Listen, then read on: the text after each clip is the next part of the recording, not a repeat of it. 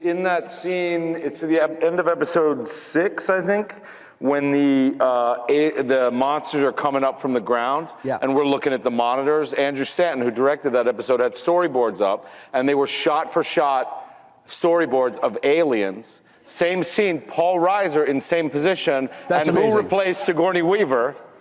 Yeah? And I did. You're So welcome. are you saying that You're you're welcome. Are you going to be in maybe another Ghostbusters reboot? What? Do you think? I'm asking David if he thinks maybe he can play the Sigourney Weaver role in another Ghostbusters film. Only if Paul plays Bill Murray. Done. Okay. All right.